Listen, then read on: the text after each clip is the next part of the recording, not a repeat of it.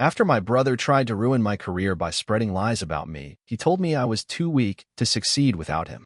When I confronted him, he kicked me out of the house, saying, "You'll never have a place here." What he didn't know was that I was about to take over the family business and leave him out in the cold. I'm 40 now, but this all started when I was around 36. My family has owned a business in Huntington, West Virginia, for close to 70 years, Rogers & Sons Supply Company. It's a hardware and materials company. Old school. My grandfather started it in the 50s, my dad took over in the 80s, and then it passed down to me and my older brother Dean. At least, that's what everyone thought. Dean has always been the golden boy. He was the one who went to the good college, the one who charmed our parents' friends, the one who always had some big plan. I stayed local. I handled the numbers, inventory, payroll. I was the one making sure the deliveries showed up on time and that we didn't get behind on taxes. No one saw that part. Dean got the credit. After Dad died, it was like Dean saw himself as the new king. He started showing up late, making flashy changes to the store layout, talking about branding like we were a Silicon Valley startup instead of a hardware business. I kept my head down and tried to keep things running. Then things started going weird. We lost a contract with a local construction crew we'd been working with for years. One of the crew leads told me, real quiet, that he heard I'd been mismanaging invoices. I was confused. Then another vendor stopped replying to my calls. Then Jess, my fiancée at the time, started acting cold. Distant. 3 months before our wedding, she left. No explanation. I found out the truth in pieces. Dean had been talking to vendors behind my back, telling them I was unreliable. He told clients I'd been stealing money. He even told Jess I'd slept with a woman who worked the front counter. None of it was true. When I finally confronted him about it, it was late. The store was closed. I asked him straight up, "Why are you trying to destroy me?" He didn't even blink, just smiled that smug little smile and said, "You were never going to last here. You don't have it. You're too weak." I'm doing what Dad should have done years ago. I stood there frozen. I wasn't even angry. Just stunned. Then he said something I'll never forget. He pointed toward the window, out at the parking lot where my car was. "You'll never have a place here," he said. "Not in this business. Not in this family." I lived in the family house with Dean after Dad passed. That night, he kicked me out. Literally packed a bag, threw it at my feet, and told me to go. I didn't argue. I left. I slept in my car for 2 nights. Then an old friend from high school, Dan, let me crash in his spare room. I felt like nothing, like a ghost of who I used to be. I'd lost my job, my fiancée, and my home, all because my own brother decided I was disposable. But here's the part Dean didn't know. Before Dad died, he and I had a long talk. It was in the back office, just the two of us. He told me he was proud of me for how I kept the business steady. He knew Dean had the flash, but not the discipline. He told me he had made changes to the business structure to protect what we'd built. I didn't think much of it at the time. I was grieving. But after Dean kicked me out, I called our family lawyer. Turns out Dad had made me the sole owner of the business. The will was clear, and the paperwork had already gone through. Legally, everything was mine. The lawyer told me to wait. "You've got time," he said. "Don't do anything rash. Let him show who he really is." So I waited. For almost 2 years. I got a job delivering packages during the day and spent nights gathering evidence. I talked to former employees Dean fired, tracked bank transactions, collected emails, and started building a case. Meanwhile, Dean kept digging his own grave. He opened credit lines under the business name, borrowed money from vendors, and started missing payments. He didn't know I was watching everything. By the time I was ready, I had everything documented. Financial misconduct, abuse of power, fraud. I filed the paperwork, got the court order, and hired a sheriff's deputy to serve him. That day, when I walked into the office with those documents, Dean looked like he'd seen a ghost. "What the hell is this?" he asked, standing up behind Dad's desk like he was the king of something. I handed him the envelope. "You don't work here anymore. You never did." Dean didn't go quietly. After the sheriff handed him the papers and escorted him out of the office, I thought maybe, just maybe, that would be the end of it. I was wrong. The next morning, I showed up at the store early, hoping to get ahead of the storm. Someone had already beaten me there. The windows were smashed. Red spray paint across the front glass read, "Thief." Inside, it was worse. Shelves knocked over. Registers torn open. Our back office had been ransacked. I knew it was Dean. The cameras were unplugged, but the timing was too perfect. And I remembered something, the spare key hidden in the planter out front. I never moved it. That was on me. I filed a police report, but nothing came of it. No fingerprints, no witnesses. When I asked the officer if they could check Dean's place, he looked at me like I was crazy. Could have been anyone, he said. So I cleaned it all up myself. Took 3 full days. I tried to focus on rebuilding, but Dean didn't stop. Over the next few weeks, I got hit with 2 anonymous complaints to the county inspector, both bogus. One said we had asbestos in the back office. The other claimed we were selling expired industrial goods. It triggered inspections that forced us to shut down for almost a week. I lost 3 major clients.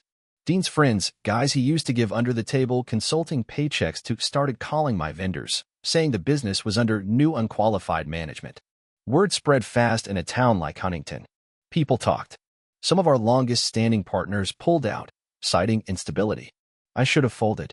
I almost did. But I couldn't let him win. I poured everything I had into cleaning up the mess. I sold my car and downgraded to a used Ford Ranger. Let go of half the staff, good people, because I couldn't afford to keep them. I did deliveries myself. Worked 16-hour days. Slept on a cot in the back office sometimes. Still, Dean wouldn't let it go. He started showing up outside the store. Not saying anything. Just standing there across the street, arms crossed, staring at the building. I didn't engage. I didn't say a word. Then came the worst hit. I got a call from the bank. Dean had filed a petition contesting the will, claiming our dad wasn't of sound mind when he signed the ownership documents. Said he had medical records to prove cognitive decline. Claimed I had manipulated our father while he was on pain meds. That lawsuit drained me. I spent almost everything I had fighting it. But I wasn't just fighting for the business. I was fighting for the truth. For my name.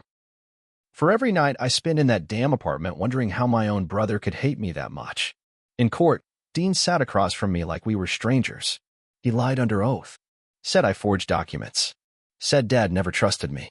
He even tried to pull Jess in, had his lawyer subpoena her as a character witness. I'll never forget what she said on the stand. He told me he had proof that his brother cheated, she said, but he never showed it. He just wanted me to believe it because he thought I'd side with him. She looked right at me after that. Didn't say anything else. But in that moment, I knew she saw the truth now. The judge threw out Dean's claim. Declared the will valid. Legally, I was still the owner of everything. Dean stormed out of the courtroom without saying a word. I walked back to the store that afternoon and sat behind my dad's desk. The building was quieter now. Business was slow, but it was still standing. I was still standing. Dean thought he could burn everything down and walk away clean. He didn't know I was just getting started. About a month after the court case ended, I got a letter in the mail. Not from Dean. From my aunt, my dad's sister, who I hadn't talked to in years. It was handwritten, short. I heard what Dean did. You should know he tried to do the same to your father near the end. Call me if you want the full story. I called her that same night. She told me something that shook me. A few months before Dad passed, Dean had taken him to a lawyer, his lawyer, and tried to get Dad to sign over power of attorney. Tried to sneak it past him during a routine check-in. My aunt had been visiting that week, and she walked in on it by accident. Dad was confused, in pain, not thinking clearly. When she asked what was going on, Dean told her to butt out. Dad never signed, but it left a scar. That's why he changed the will. That's why he left everything to me. It made sense now. Dean didn't just turn on me after Dad died. He'd been plotting to cut us both out while the old man was still alive. It wasn't about revenge. It was about control. Always was. But it got worse. Turns out Dean had taken out a personal loan during his fake reign at the company. A $60,000 loan under the business name, but backed by a fraudulent personal guarantor. Which meant, even though I wasn't liable legally, the bank thought the company was. And they came knocking. I had to fight that too. More legal fees. More proof. But that wasn't the twist that hit hardest. The real twist came when I started getting notices for missed child support payments. I didn't have kids. I thought it was some kind of clerical error until I looked closer and realized the mail had been rerouted. Forwarded to me. Dean had been using my name and social security number. He'd opened an entire second identity as Daniel Rogers, used my info, my credit history, my birthday. Claimed I was the father of a kid born 5 years earlier in Ohio. It wasn't even his child. It was a friend's ex. I was done playing defense. I hired a private investigator. Took out a personal line of credit just to afford it.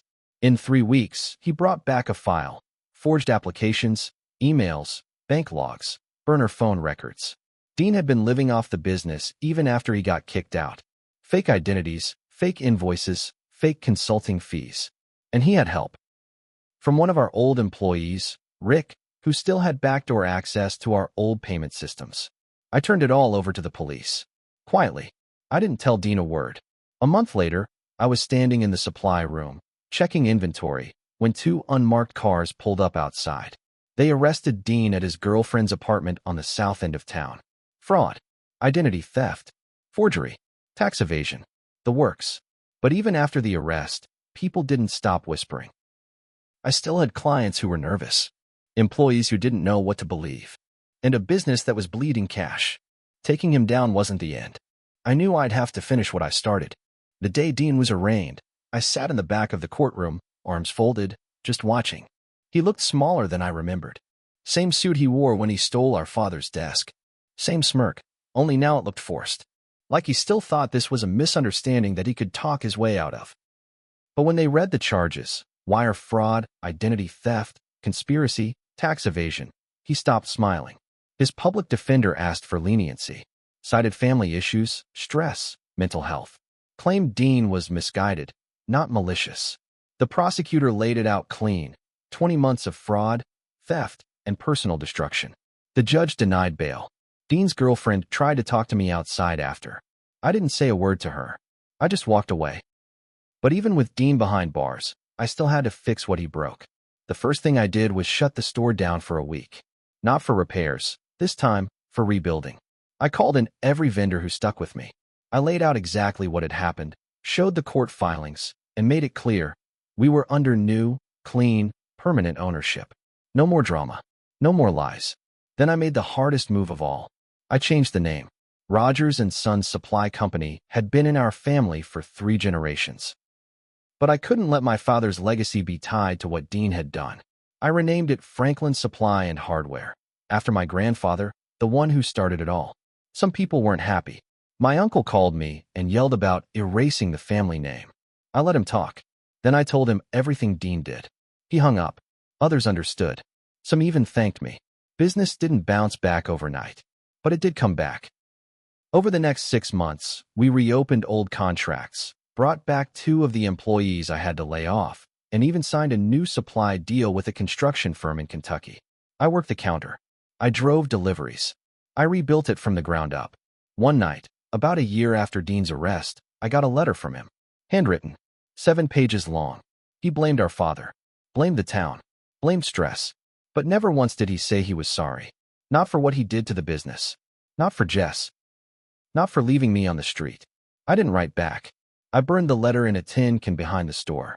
As for Jess, she reached out again, a few months after Dean was sentenced. She asked if I wanted to get coffee. I said no. Too much damage. Too much silence when it counted. I didn't hate her. I just didn't have anything left to say. Dean took a plea deal. 5 years, minimum security. Out in 3 with good behavior. I heard through someone he's working in the prison kitchen. Fitting.